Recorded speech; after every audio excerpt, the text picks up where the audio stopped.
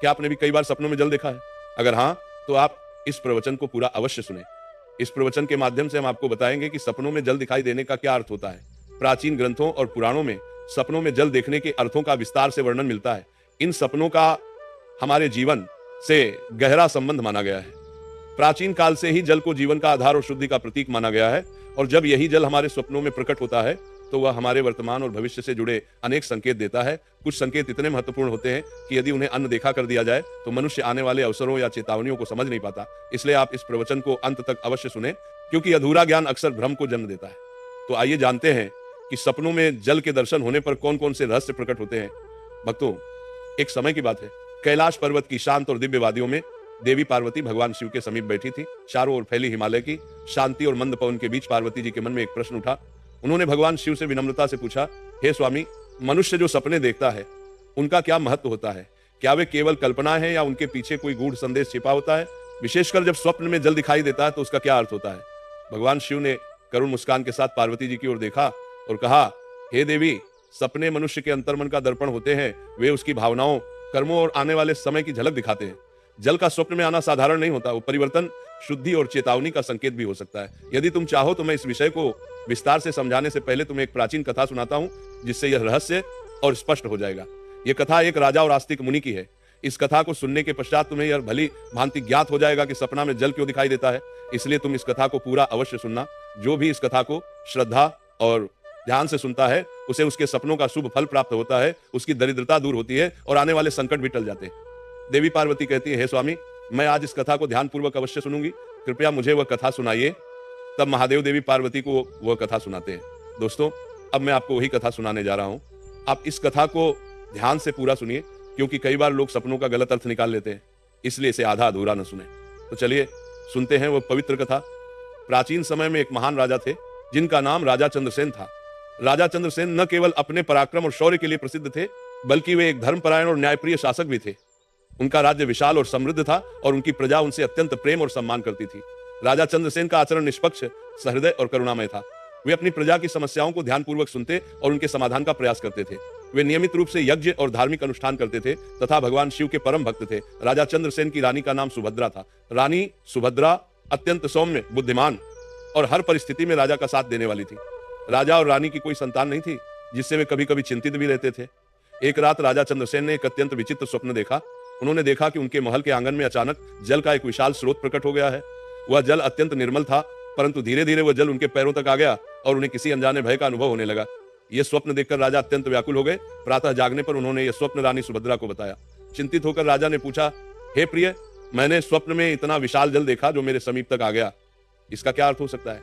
रानी सुभद्रा ने राजा को सांत्वना देते हुए कहा, हे स्वामी, स्वप्न सदैव किसी न किसी संकेत के रूप में आते हैं, परंतु उनके वास्तविक अर्थ को जानने के लिए किसी ज्ञानी और विद्वान पुरुष की शरण लेनी चाहिए। तब राजा चंद्रसेन ने अपने मंत्रियों को बुलाया और कहा, हे मंत्रियों, मैंने एक अत्यंत विचित्र स्वप्न देखा है। मैंने स्वप्न में विशाल और गहरा जल देखा है। तुम सब इसके अर्थ का पता लगाओ।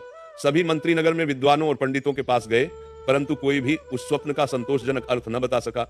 वे लौटकर राजा से बोले, हे महाराज, हमारे राज्य में ऐसा कोई विद्वान नहीं है जो इस स्वप्न का सही अर्थ बता सके। तभी एक मंत्री ने आगे बढ़कर कहा, हे महाराज, हमारे राज्य के समीप स्थित वन में आस्तिक मुनि निवास करते हैं।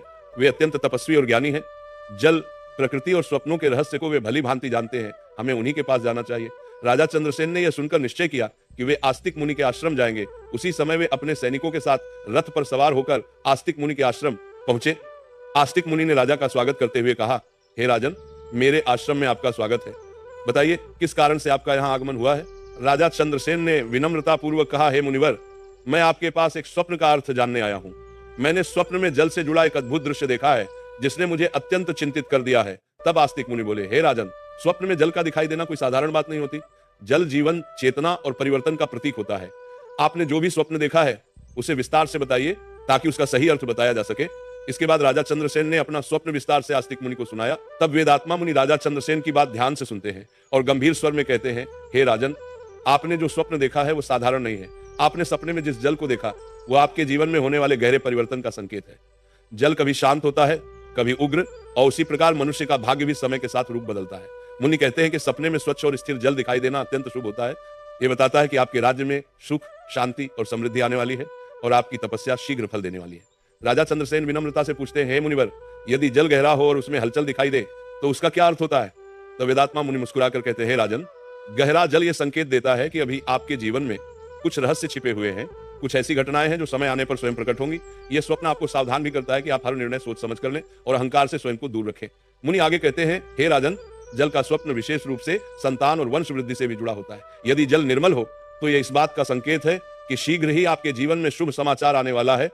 आपकी रानी पद्मावती के कष्ट समाप्त होने वाले हैं और आपके कुल में आनंद का प्रवेश होगा। यह सुनकर राजा चंद्रसेन की आंखों में आशा की चमक प्रकट हो जाती है। वेदात्मा मुनि राजा को उपदेश देते हैं कि वे प्रातःकाल किसी नदी या सरोवर के तट पर जाकर भगवान शिव का ध्यान करें, जल में दीप प्रवाहित करें और जीवन में कभी भी जल का अपमान न करें, क्योंकि जल ही सृष्टि का आधार है। जो मनुष्य जल का सम्मान करता है उसके जीवन में कभी अभाव नहीं रहता। राजा चंद्रसेन मुनि के चरणों में प्रणाम करते हैं और कहते हैं, हे मुनिवर, आपने मेरे हृदय की शंका को शांत कर दिया। अब मैं इस स्वप्न को भय नहीं बल्कि ईश्वर का संकेत मानकर धैर्य के साथ प्रतीक्षा करूंगा। इसके पश्चात राजा आश्रम से लौट आते हैं। समय धीरे धीरे आगे बढ़ता है और वेदात्मा मुनि की वाणी जैसे जैसे सत्य सिद्ध होने लगती है, वैसे वैसे राजा के जीवन में परिवर्तन स्पष्ट दिखाई देने लगता है। किंतु वह परिवर्तन किस रूप में प्रकट होता है, यह रहस्य आगे की कथा में उजागर होगा। एक दिन राजा फिर रात को सपना देखता है और मुनिवर के कुटिया में चला जाता है और अपने सपने के बारे में बता देते हैं। तब मुनिवर राजा से कहते हैं, हे राजन, अब तुम उस स्वप्न का विस्तार से वर्णन करो जिसमें तुम्हें जल का दर्शन हुआ था, क्योंकि जल से जुड़े स्वप्न जीवन के गहरे रहस्यों को प्रकट करते हैं। राजा हाथ जोड़कर कहते हैं, हे मुनिवर, मैं सत्य ही कहता हूं। एक रात मैंने अत्यंत विचित्र स्वप्न देखा। मैंने देखा कि मैं अपने राजमहल से दूर एक विशाल नदी के तट पर खड़ा हूं। वह नदी अत्यंत विस्तृत थी और उसका जल स्वच्छ, निर्मल और शांत दिखाई दे रहा था। चंद्रमा का प्रकाश उस जल पर पड़कर उसे और भी दिव्य बना रहा था। मुनिवर ध्यानपूर्वक राजा की बात सुनते हैं और कहते हैं, हे राजन, सपने में स्वच्छ और शांत जल का दिखाई देना अत्यंत शुभ संकेत होता है। यह दर्शाता है कि आपके जीवन में जो मानसिक अशांति थी वो अब समाप्त होने वाली है। यह स्वप्न बताता है कि आपका मन और कर्म अब एक सही दिशा में प्रवाहित होने वाले हैं। कुछ दिनों के बाद राजा ने दूसरा स्वप्न देखा। इस बार उन्होंने देखा कि वही नदी अचानक उफान पर है। जल का वेग तीव्र था, परंतु वो किसी को हानि नहीं पहुंचा रहा था। राजा स्वप्न में भयभीत अवश्य थे, किंतु जल उन्हें स्पर्श भी नहीं कर रहा था। जागने के बाद राजा व्याकुल होकर मुनिवर के पास पहुंचे और स्वप्न का वर्णन किया। मुनिवर बोले, हे राजन, तेज बहता हुआ जल जीवन में आने वाले बड़े परिवर्तन का संकेत देता है। यह परिवर्तन पहले भय उत्पन्न करता है, किंतु अंततः वही परिवर्तन उन्नति का कारण बनता है।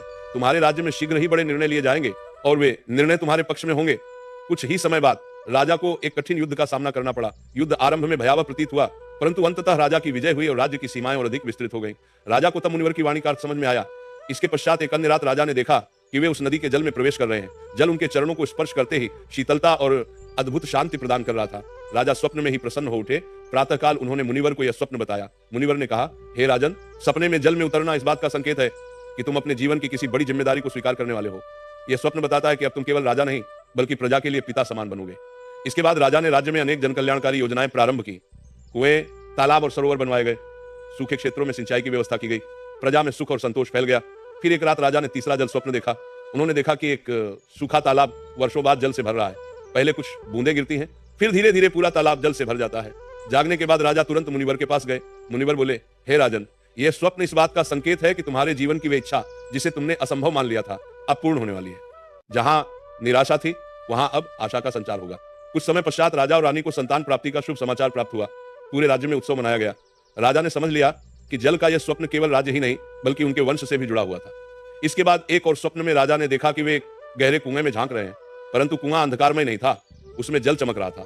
मुनिवर ने कहा, हे राजन, गहरे जल का दिखाई देना यह बताता है कि तुम्हारे भीतर अपार सामर्थ्य है जिसे अभी तक तुमने पूरी तरह पहचाना नहीं है। इस स्वप्न के बाद राजा ने अपने भीतर के भय और संदेह को त्याग दिया और भी दृढ़ निश्चय के साथ राज्य का संचालन करने लगे। अंत में मुनिवर ने राजा से कहा, हे राजन, जल के स्वप्न यह सिखाते हैं कि जैसे जल धैर्यपूर्वक मार्ग बनाता है, वैसे ही मनुष्य को भी संयम और धर्म के मार्ग पर चलना चाहिए। जल कभी रुकता नहीं, वह निरंतर बहता है और यही जीवन का सत्य है। राजा देवदत्त ने मुनिवर के चरणों में प्रणाम किया और कहा, हे मुनिवर, आपने मेरे स्वप्नों के माध्यम से मुझे जीवन का मर्म समझा दिया। इसके पश्चात राजा अपने राज्य लौटे और उनके जीवन में जल के समान शांति, समृद्धि और स्थिरता बनी रही।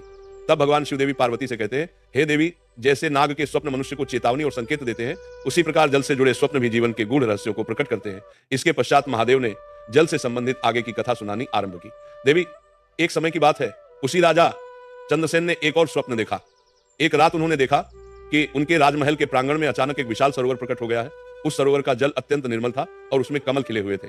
स्वप्न में राजा उस जल को देखकर प्रसन्न हो गए। प्रातःकाल जागते ही वे आस्तिक मुनि के पास पहुंचे और बोले, हे मुनिवर, मैंने सपने में देखा कि मेरे महल में एक विशाल जलाशय बन गया है और उसमें कमल खिले हैं।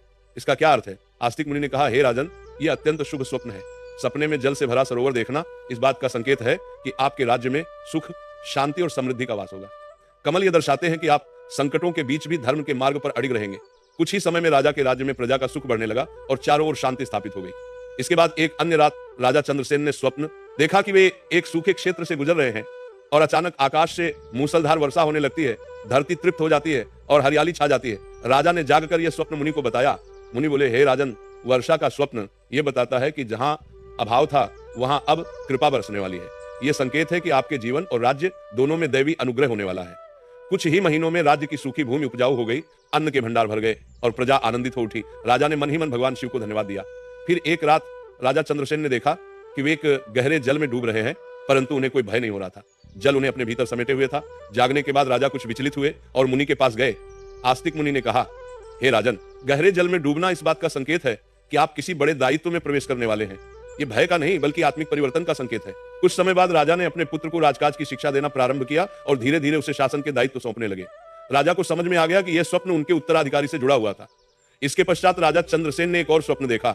अगर पारण में उन्होंने देखा कि एक छोटी धारा उनके चरणों से निकलकर विशाल नदी बन जाती है और आगे चलकर समुद्र में मिल जाती है। यह स्वप्न सुनकर आस्तिक मुनि बोले, हे राजन, यह स्वप्न आपके वंश और कर्मों के विस्तार का प्रतीक है।